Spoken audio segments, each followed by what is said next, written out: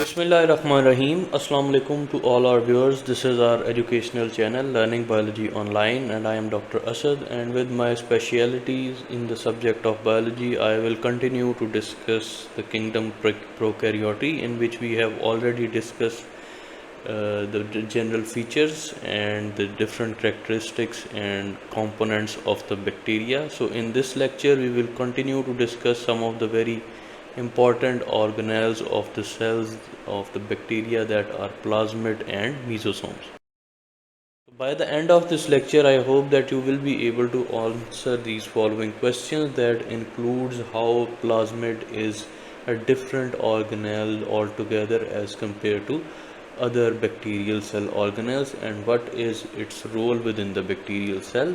Then also we will highlight what are mesosomes and how they are performing different functions within the bacterial cellular environment. Starting off with plasmid, that is an extracircular DNA molecule that is present within the bacterial cell other than the nuclei. ठीक है, तो इसके आप further characteristics देख सकते हैं that it is a self replicating organelle, but it does not has any role in growth and reproduction of bacteria, but it aids virulence, drug resistance and such capabilities, जिसकी base के ऊपर bacteria जो है ज़्यादातर antibiotics को भी resist कर जाता है और ज़्यादा इफेक्टिवली पैथोजेनिसिटी कॉज कर सकता है when it is part of any individual. तो ये प्लाज्मिड जो हैं they add extra boost to cause infection within the individual once the bacteria becomes part of another host. Self replicating ability, obviously हमने animal cell का भी जब component cover कर रहे थे तो हमने पढ़ा था कि कुछ ऑर्गेनेल्स ऐसी होती हैं that can self replicate such as mitochondria. So in order to understand the characteristics and structural features of a plasmid, so first of all we will draw once again the outline of the bacterial cell over here. कभी कभार flagella single और multiple भी attach होते हैं, जिनके बारे में हम आगे चल के जो है पढ़ेंगे कि what flagella are and how they add their characteristic features to the bacterial cell. उसके अलावा हमने ऑलरेडी जो कंपोनेंट पढ़ा था that was nucleoid, that is irregularly arranged DNA molecule present within the bacterial cell.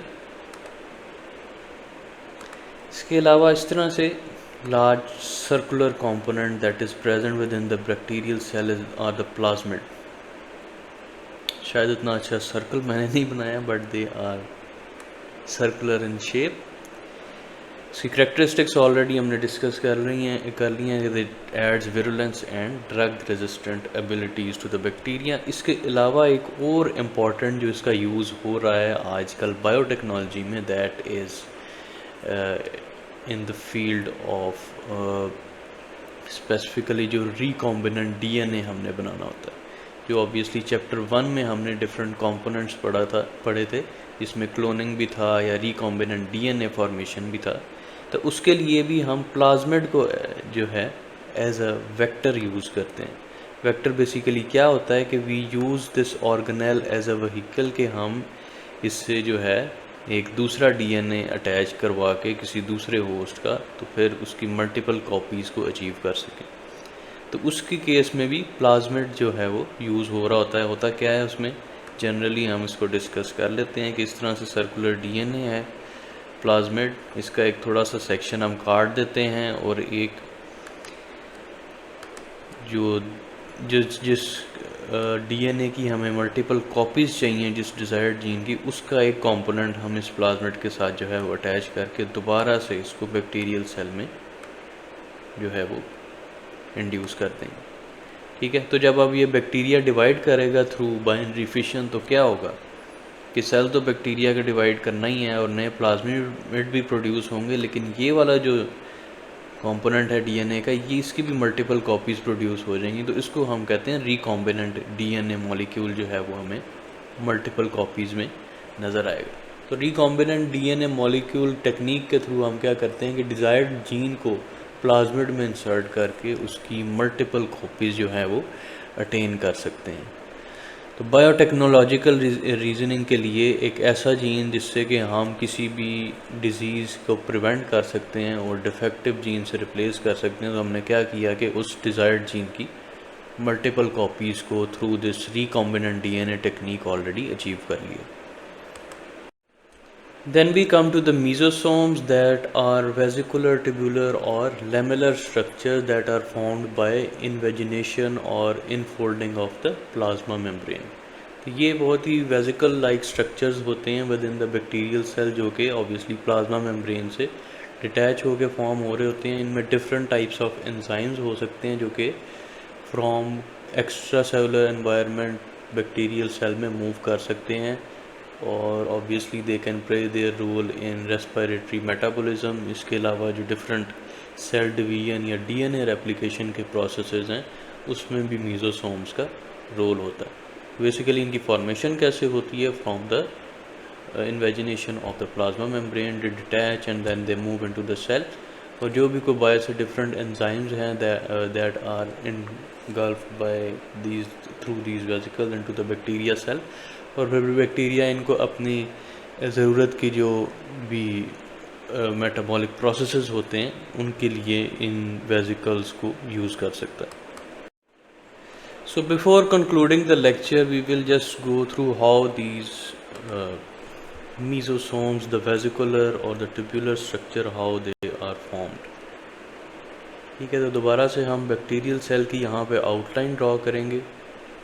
होता क्या है कि अगर कोई भी फर्ज कर लें ऐसा एंजाइम है जिसने कि एंटर होना है into the bacterial cell for its facilitation in different processes, तो यहाँ से क्या होगा कि एक वेजिकल फॉर्म होगा इन द प्लाज्मा मेम्ब्रेन।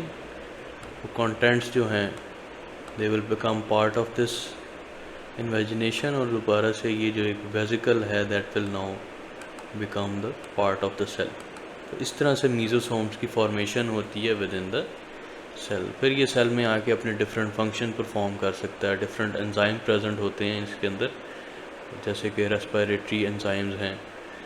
इसके अलावा सेल डिवीजन और डीएनए रेप्लिकेशन जैसे प्रोसेसेस में इसका बड़ा इम्पॉर्टेंट जो है वो रोल होगा within the bacterial cell.